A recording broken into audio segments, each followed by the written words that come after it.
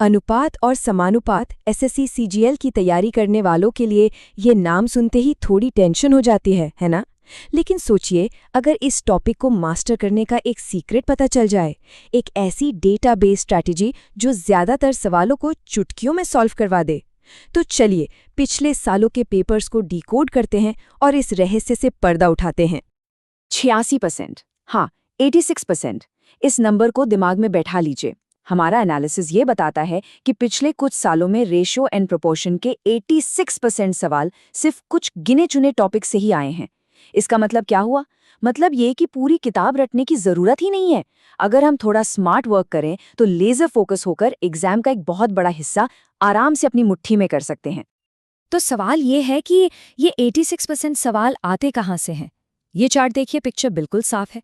सबसे बड़ा हिस्सा 32% एजेस यानी आयु वाले सवालों का है। उसके ठीक पीछे हैं प्रोपोर्शनल्स, बेसिक रेशियोज और शेयर डिवीजन। मतलब सक्सेस का मंत्र सिंपल है, इन सबसे ज्यादा स्कोरिंग टॉपिक्स पर ही अपना पूरा जोर लगाना है। तो आज का हमारा गेम प्लान ये रहा।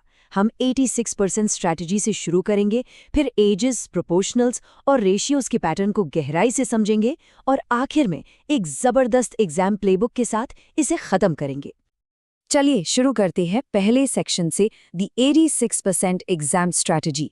इसका सीधा सा फंडा है, हार्ड वर्क नहीं स्मार्ट वर्क करना है। अब आते हैं इस टॉपिक के सबसे बड़े खिलाड़ी पर, एजेस। एग्जाम का लगभग 1/3 हिस्सा, तो इस पर महारत हासिल करना कोई ऑप्शन नहीं है, ये तो करना ही पड़ेगा। एजेस के सवाल है ना थोड़े मुश्किल लगते हैं, हर सवाल कुछ नया सा लगता है। लेकिन सोचिए, अगर मैं कहूं कि इन सबके पीछे एक ही छिपा हुआ टेम्पलेट है, एक ही पैटर्न जो बार बार हर सवाल में रिपीट होता है। जी हाँ, ऐसा एक पैटर्न है। और वो टेम्पलेट ये रहा। बस 3 सिंपल स्टेप्स। स्टेप 1, जो भी रेशियो दिया है उसे एक वेरिएबल, मान लीजिए के, से गुणा कर दीजिए। स्टेप 2, सवाल में जो कंडीशन दी है उससे एक इक्वेशन बना लीजिए। और स्टेप 3, बस के लिए सॉल्व कर दीजिए। जैसे ही के मिला, समझिए सवाल सॉल्व हो गया। इतना सिंपल है ये। अब ये देखिए, एजेस के प्रॉब्लम ना कुछ स्टैंडर्ड फॉर्म्स में आते हैं, जैसे कुछ साल बाद वाला रेशियो या कुछ साल पहले वाला। हर टाइप के लिए एक सीधा साधा शॉर्टकट या इक्वेशन का स्ट्रक्चर बना हुआ है। इन पैटर्न को पहचान लिया तो एग्जाम हॉल में कीमती समय बचेगा। और ये हैं वो मैजिक वर्ड्स। इनको एक अलार्म की तरह समझिए। जैसे ही पेपर में 8 साल पहले या 7 साल बाद जैसे शब्द दिखें, बस दिमाग की घंटी बज जानी चाहिए कि कौन सा टेम्पलेट इस्तेमाल करना है। ये सारे हाई फ्रीक्वेंसी ट्रिगर्स हैं जो सीधे पिछले पेपर से उठाए गए हैं। ओके, तो 32% तो हो गया। अब बारी है अगले 22% को पक्का करने की, यानी प्रोपोर्शनल्स। यहाँ पर सारा खेल बस कुछ खास फॉर्मूलों को याद रखने का है। सबसे पहला मीन प्रोपोर्शनल बहुत सिंपल है। अगर 2 नंबर्स हैं a और b, तो उनका मीन प्रोपोर्शनल होगा उनके प्रोडक्ट का स्क्वायर रूट। फॉर्मूला x बराबर √ab। बस। अगला है थर्ड प्रोपोर्शन। यहाँ भी 2 नंबर्स a और b दिए होते हैं और एक तीसरा नंबर x ढूंढना होता है। इसका फॉर्मूला है x बराबर b का स्क्वायर बटा a।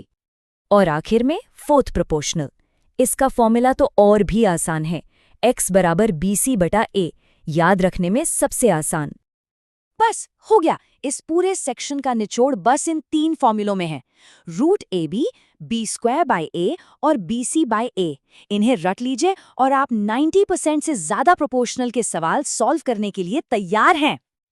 चलिए आगे बढ़ते हैं। अब हमारे अगले हाई फ्रीक्वेंसी टॉपिक्स की बारी है, बेसिक रेशियोज और शेयर डिवीजन। ये दोनों मिलकर एक और 32% कवर करते हैं। और मजे की बात यह है कि ये कॉन्सेप्ट्स आपस में बहुत जुड़े हुए हैं। रेशियो की प्रॉब्लम्स को सॉल्व करने के 2 मेन टेम्पलेट हैं। एक जब टोटल सम यानी योग दिया हो, और दूसरा जब उनका अंतर दिया हो।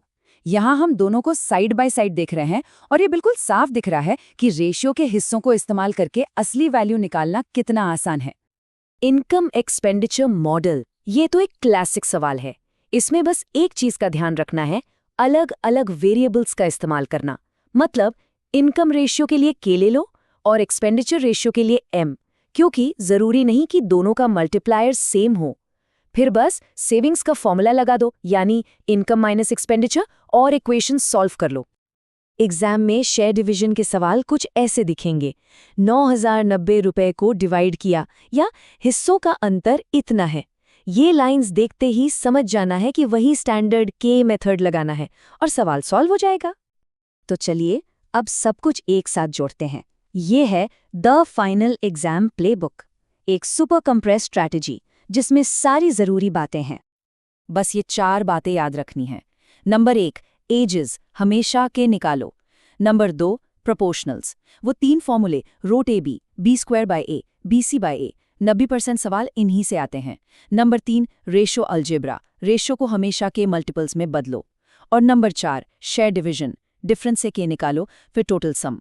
ये आपकी फाइनल एग्जाम डे चेकलिस्ट है। तो अब पैटर्न तो पता चल गए हैं।